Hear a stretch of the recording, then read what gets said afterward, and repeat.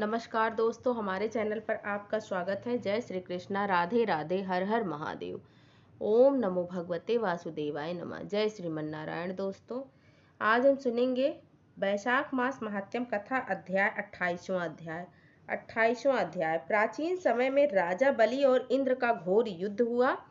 इंद्र बलि को जीतकर फिर धरती पर उतरते ऋषि के आश्रम में गया। वहां जाकर उसकी मंदगामिनी गर्भणी पत्नी को सोते हुए देखकर इंद्र काम के वशीभूत होकर बलपूर्वक उसके साथ भोग करने लगा। तब गर्भस्थ बालक ने अपने पैरों से योनि मार्ग को ढक दिया, जिससे इंद्र का वीर पृथ्वी पर गिर गया। इस पर इंद्र ने क्रोधित होकर शिशु को श्राप दिया कि तू इस कर्म के करने से जन्मांग होगा। फिर ऋषि के श्राप से डरकर इंद्र वहां से भागा। उसको इस प्रकार भागते हुए देखकर ऋषि इससे से हंसने लगा। तब वह लज्जा के मारे मेरु पर्वत की कंदरा में जाकर छुप गया और वहां बैठकर तप करने लगा। जब इंद्र कंदरा में छुप गया तो राजा बलि ने अपने गुप्तचरों द्वारा सब बातें जानकर स्वर्ग पर आक्रमण करके अमरावती पुरी को घेर लिया और देवताओं तथा दिक्पालों की सब विभूति को अपने अधिकार में ले लिया और देवताओं का सब राज भोगने लगे।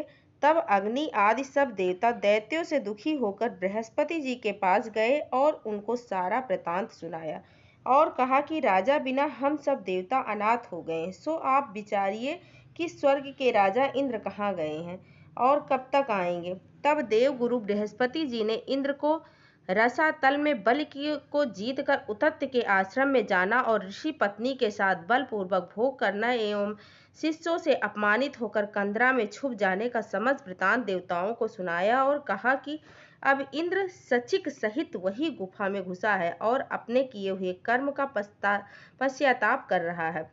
तब सब देवता उसी कंदरा में पहुंचे और उनसे बैठे हुए इंद्र को देखकर सब उसके बल और वीर की प्रशंसा विख्यात स्तोत्रों द्वारा उसे प्रसन्न करने के लिए करने लगे। सब देवता कहने लगे कि हे देवताओं के स्वामी, आपके बिना दैत्यों ने हमको बड़ा क्लेश दिया है। हम स्थान भ्रष्ट होकर फिर रहे हैं। अब आप चलकर शत्रुओं का दमन करो। इंद्र कहने लगा, पर स्त्री गमन के दोष से मेरा बल, वीर, यश, मंत्र शक्ति, विद्या शक्ति सब नष्ट हो गया है। इसी कारण मैं यहाँ गुप्त निवास कर रहा हूँ। इंद्र की यह सब बात सुनकर सबने इंद्र के बल को देने का विचार किया। बृहस्पति जी ने कहा कि हे इंद्र, अक्षय तृतीया को, जिसमें स्नान दानादि से मनुष्यों को हजारों पाप नष्ट हो जाते हैं और बल, वीर तथा ऐश्वर्य बढ़ता है, इससे तुम इस दिन स्नानादि करो। बृहस्पति जी ने के ऐसे वचन सुनकर इंद्र ने अक्षय तृतीया को स्नान दानादि वैशाख धर्म किया एवं इस भक्ति तथा मुक्ति देने वाले धर्म कार्य से उनके बल, वीर्यादि सब पूर्ववत बढ़ गए तथा पर स्त्री गमन दोष भी नष्ट हो गया। तब वह पूर्ववत देवताओं से शोभा को प्राप्त हुआ और दैत्यों को जीतकर उनसे अपना अधिकार प्राप्त कर अमरावती में प्रवेश किया। तभी से वह अक्षय तृतीया जगत में प्रख्यात हो गया। ओम नमो भगवते वासुदेवाय नमः। कल के वीडियो में हम 29वां अध्याय सुनेंगे। 29वां अध्याय सुनने के लिए हमारे चैनल को लाइक करें, सब्सक्राइब करें, कमेंट में ओम नमो भगवते वासुदेवाय जरूर लिखें। धन्यवाद।